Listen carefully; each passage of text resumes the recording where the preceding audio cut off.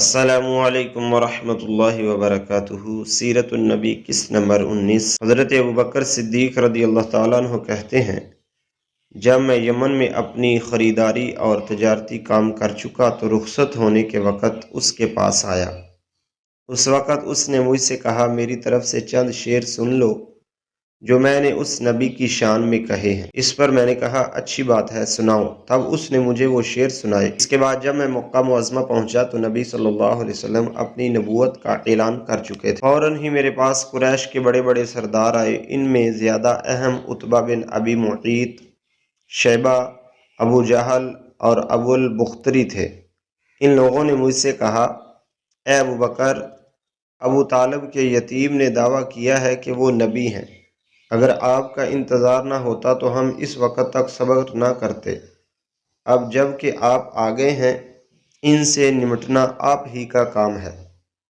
اور یہ بات انہوں نے اس لیے کہی تھی کہ حضرت ابوبکر رضی اللہ عنہ نبی کریم صلی اللہ علیہ وسلم کے قریبی دوست تھے۔ ابوبکر فرماتے ہیں کہ میں نے اچھے انداز سے ان لوگوں کو ٹال دیا اور خود آپ کے گھر پہنچ کر دروازے پر دستک دی۔ آپ باہر تشریف لائے۔ مجھے دیکھ کر آپ نے ارشاد فرمایا، اے ابوبکر، میں تمہاری اور تمام انسانوں کی طرف آپ کی بات سن کر میں نے کہا، آپ کے پاس اس بات کا ثبوت ہے؟ آپ نے میری بات سن کر ارشاد فرمایا، اس بوڑھے کے وہ شعر جو اس نے آپ کو سنائے تھے۔ یہ سن کر میں حیران رہ گیا اور بولا، میرے دوست، آپ کو ان کے بارے میں کس نے بتایا؟ آپ نے فرمایا، اس عظیم فرشتے نے جو مجھ سے پہلے بھی تمام نبیوں کے پاس آتا رہا ہے۔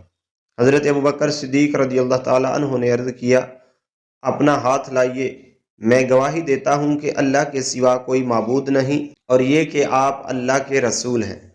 آپ میرے ایمان لانے پر بہت خوش ہوئے، مجھے سینے سے لگایا، پھر کلمہ پڑھ کر میں آپ کے پاس سے واپس آ گیا۔ مسلمان ہونے کے بعد حضرت ابوبکر صدیق نے جو سب سے پہلا کام کیا وہ تھا اسلام کی تبلیغ۔ انہوں نے اپنے جاننے والوں کو اسلام کا پیغام دیا، انہیں اللہ اور اس کے رسول کی طرف بلایا۔ چنانچہ ان کی تبلیغ کے نتیجے میں حضرت عثمان بن عفان رضی اللہ عنہ مسلمان ہوئے۔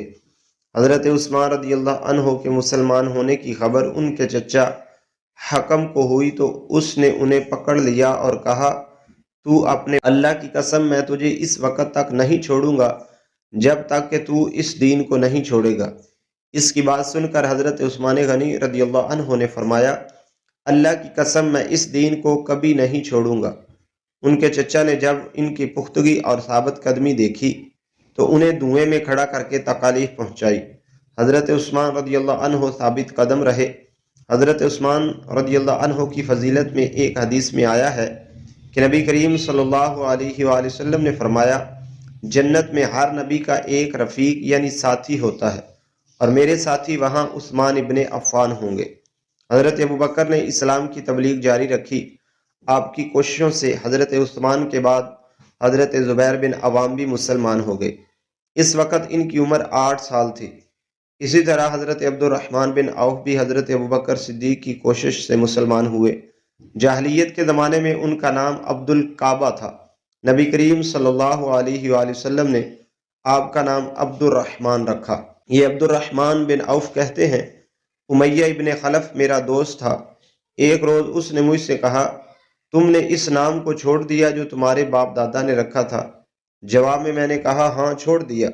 یہ سن کر وہ بولا، میں رحمان کو نہیں جانتا، اس لیے میں تمہارا نام عبد اللالہ رکھتا ہوں۔ چنانچہ مشرک اس روز سے مجھے عبد اللالہ کہہ کر پکارنے لگے۔ حضرت عبد الرحمن بن عوف رضی اللہ عنہ اپنے اسلام لانے کا واقعہ اس طرح بیان کرتے ہیں، میں اکثر یمن جایا کرتا تھا۔ جب بھی وہاں جاتا، کلان بن اواقف حمیری کے مکان پر ٹھہرا کرتا تھا، اور جب بھی میں اس کے ہاں جاتا وہ مجھ سے پوچھا کرتا تھا، کیا وہ شخص تم لوگوں میں ظاہر ہو گیا ہے جس کی شہرت اور چرچے ہیں؟ کیا تمہارے دین کے معاملے میں کسی نے مخالفت کا اعلان کیا ہے؟ میں ہمیشہ یہی کہا کرتا تھا کہ نہیں، ایسا کوئی شخص ظاہر نہیں ہوا، یہاں تک کہ وہ سال آ گیا جس میں نبی کریم صلی اللہ علیہ وآلہ وسلم کا ظہور ہوا۔ میں اس سال یمن گیا تو اسی کے یہاں ٹھہرا۔ اس نے یہی سوال پوچھا۔ اب میں نے اسے بتایا، ہاں، ان کا ظہور ہو گیا ہے، ان کی مخالفت بھی ہو رہی ہے۔ حضرت عبد الرحمن بن عوف کے بارے میں نبی اکرم صلی اللہ علیہ وسلم نے ارشاد فرمایا، تم زمین والوں میں بھی امانت دار ہو اور آسمان والوں میں بھی۔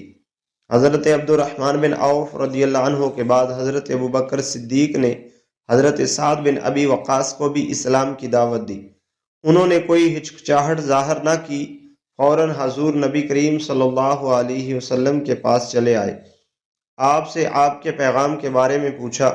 آپ نے اس وقت ان کی عمر 19 سال، یہ بنو زہرہ کے خاندان سے تھے۔ آپ کی والدہ ماجد آمینہ بھی اس خاندان سے، اسی لیے حضرت سعد بن ابی وقاص حضور صلی اللہ علیہ وآلہ وسلم کے ماموں کہلاتے تھے۔ آپ نے حضرت سعد بن ابی وقاص رضی اللہ عنہ کے لیے ایک بار فرمایا، یہ میرے ماموں ہیں، ہے کوئی جس کے ایسے ماموں ہوں؟ حضرت سعد بن ابی وقاص رضی اللہ عنہ جب اسلام لائے اور ان کی والدہ کو ان کے مسلمان ہونے کا پتہ چلا، ادھر یہ اپنی والدہ کے بہت فرما بردار تھے۔ والدہ نے ان سے کہا، کیا تم یہ نہیں سمجھتے کہ اللہ تعالیٰ نے تمہیں اپنے بڑوں کی خاطر اور ماں باپ کے ساتھ اچھا معاملہ کرنے کا حکم دیا ہے؟ سعد نے جواب دیا، ہاں بالکل ایسا ہی ہے۔ یہ جواب سن کر والدہ نے کہا، بس تو خدا کی قسم میں اس وقت تک کھانا نہیں کھاؤں گی جب کفر نہیں کہو گے اور اصاف اور نائلہ بتوں کو جا کر چھوؤ گے نہیں۔ اس وقت کے مشرکوں کا طریقہ یہ تھا کہ وہ ان کے بتوں کے کھلے منہ میں کھانا اور شراب۔ اب والدہ نے کھانا پینا چھوڑ دیا۔ حضرت سعد نے اپنی والدہ سے کہا، خدا کی قسم ماں، تمہیں نہیں معلوم اگر تمہارے پاس 1000 زندگیاں ہوتیں اور وہ سب ایک ایک کر کے اس وجہ سے ختم ہوتیں، تب بھی میں نبی کریم صلی اللہ علیہ وسلم کے دین کو ہرگز نہ چھوڑتا۔ اس لیے اب یہ تمہاری مرضی ہے، کھاؤ یا نہ کھاؤ۔